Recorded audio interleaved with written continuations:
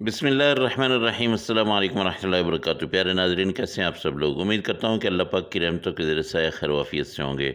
दोस्तों, मसूर की दाल को मलका मसूर क्यों कहा जाता है?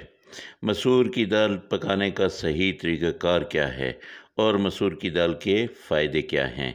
मसूर की दाल भी बना के देता हूँ आपको, बहुत आसान सी रेसिपी के साथ, और साथ-साथ फ़ायदे बताऊँगा। तो चलते हैं जी, प्रेशर कुकर रखते हैं चूल्हे पे और इसमें डाल देता हूँ मैं 1 पाव दाल। ये वाली मसूर जो है, इसको तकरीबन 2 घंटे पहले मैंने भिगो के रखा था और अच्छी तरह से साफ़ कर लिया था। इसको अच्छी तरह से साफ़ करना है, इसमें कोई पत्थर वगैरह ना रह जाए। फिर आपने इसको धो के इसको भिगो के रख देना है। आधे घंटे के बाद आपने प्रेशर कुकर में डालना है और यहाँ पे 2 प्याज छोटे साइज़ के और 1 टमाटर, इसका मैंने पेस्ट बना लिया, ये भी मैंने इसमें डाल लिया। अब मसाले डालता हूँ। सबसे पहले यहाँ पे मैं दड़ा मिर्च डाल देता हूँ 1 चम्मच, और उसके साथ यहाँ पे मैं डाल देता हूँ 1 चम्मच ही धनिया पाउडर। तो इसके बाद मैं डालता हूँ इसमें लाल मिर्च पाउडर आधा चम्मच जाएगा, और इसके साथ मैं डाल देता हूँ यहाँ पे कश्मीरी लाल मिर्च, और ये तकरीबन आधा चम्मच आप डाल लीजिएगा। ये सब मसाले डाल के आपने इसमें डाल देना है लहसुन अदरक का पेस्ट, और ये तकरीबन 2 चम्मच के बराबर है, ये मैं डाल रहा हूँ। इसको अगर आप सही तरह से पेस्ट बनाएँगे तो ये 2 चम्मच ही होगा, तो ये मैंने 2 चम्मच डाला है। 1 लीटर पानी आपने डालना है। मैं आपको बता रहा हूँ कि 1 पाव दाल है तो इसमें 1 लीटर पानी जाएगा। अब प्रेशर कुकर को बंद करता हूँ, लेकिन इसमें पहले जो है नमक डाल लेता हूँ, 1 चम्मच नमक, और आप हस्बे ज़ायक़ा डाल लीजिएगा। प्रेशर कुकर बंद करके इसको मैं तकरीबन 7 मिनट लगाऊँगा प्रेशर कुकर, और उसके बाद मैं देखता हूँ कि दाल के क्या हालात हैं। तो यहाँ पे जब मैं प्रेशर कुकर खोलता हूँ तो ये देखिए, दाल मुकम्मल तौर पे गल चुकी है। ये तकरीबन 7 मिनट लगे हैं इसको गलने में, कोई ज़्यादा टाइम नहीं लगा। अब मैं क्या करूँगा कि जो पानी ज़्यादा है ना, उसको यहाँ पे मैं खुश्क कर लूँगा। एक बार फिर बता दूँ कि जितनी दाल आप पकाएँगे, उससे 3 गुना ज़्यादा जो है आपने पानी डालना है। 4 सब्ज़ मिर्चें थी, वो मैंने डाल दी हैं। अगर आप इसको काट कर डालना चाहें, मैंने साबित ही डाली हैं। अगर आप इसको काट के डालना चाहें तो काट सकते हैं। दूसरी तरफ मैंने चढ़ा दी है कढ़ाई, और इसमें डालूँगा मैं 3 चम्मच के बराबर, 3 चम्मच जो होते हैं ना खाने वाले, जिससे हम खाना पकाते हैं, वो 3 चम्मच ऑयल डाला, और यहाँ पे मोटा-मोटा मैंने ये लहसुन काट के इसमें डाल दिया। अब इस लहसुन को मैंने करना है ब्राउन, और उसके बाद दाल को उठा के जब ये अच्छी तरह से ब्राउन हो जाएगा, तो दाल को इसमें मैं डाल दूँगा। इसकी बहुत प्यारी, बहुत भीनी खुशबू आएगी। ये रेसिपी हमारी बन जाएगी। तो दोस्तों, मसूर की दाल जो होती है, ये लकवा और फालिज के मरीज़ों के लिए बहुत अच्छी और बहुत मुफीद होती है।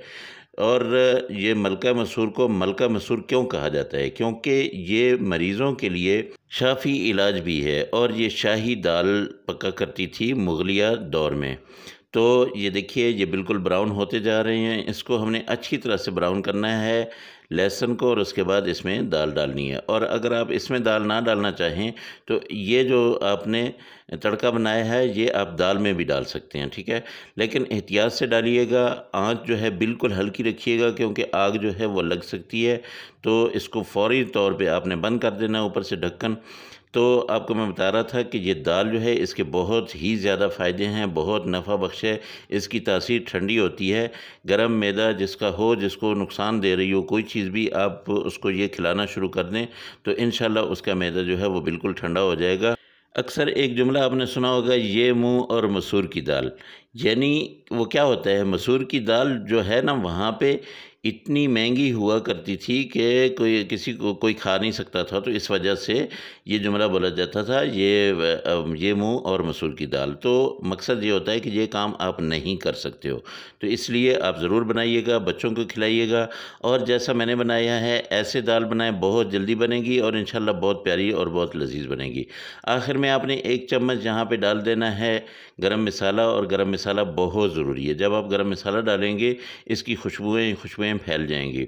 अब इसको मैं करता हूँ बंद, लेकिन बंद करने से पहले यहाँ पे मैं डाल देता हूँ सब्ज़ धनिया। सब्ज़ धनिया बहुत ज़रूरी है, वो भी जैसा मैंने आपको बताया है कि इसमें गरम मसाला ज़रूरी था, सब्ज़ धनिया डालना भी बहुत ज़रूरी है, उसकी भी बहुत प्यारी खुशबू आएगी। थिकनेस आप देख लें, आप जितनी थिक रखना चाहें उस हिसाब से ही आपने जो है ये इसको बंद करना है। ये जब आप डालेंगे, सब्ज़ धनिया, तो उसके बाद आपने इसको थोड़ी देर के लिए दम पे रखना है, तकरीबन 3 से 4 मिनट आपने दम पे रखना है। फिर आपने इसको निकालना है, डिश आउट करना है। तो मेरे दोस्तों, अगर मेरी ये रेसिपी आप लोगों को पसंद आई हो तो मेरे चैनल को ज़रूर सब्सक्राइब करें और बेल आइकॉन को ज़रूर दबा दें, ताकि मेरी हर आने वाली रेसिपी जो है अच्छी से अच्छी, बेहतर से बेहतर आपको मिलती रहे और हमारा ये प्यार भरा रिश्ता जो है वो कायम दायम रहे। जो मेरे दोस्त पुराने हैं वो मुझे अच्छा प्यारा सा एक लाइक और उसके साथ जो है मुझे कमेंट ज़रूर करें कि आप लोगों की ये रेसिपी कैसी बनी। मेरी रेसिपी बहुत ज़बरदस्त बनी है। अल्लाह पाक आप सब लोगों को अपने हिफ्ज़-ओ-मान में रखे। जो मेरे दोस्त परेशान हाल हैं, अल्लाह पाक उनकी परेशानी को दूर करे, जो बीमार हैं उनकी बीमारियों को दूर करे। अगली रेसिपी में फिर मुलाकात होगी। अस्सलामु अलैकुम व रहमतुल्लाहि व बरकातुहू।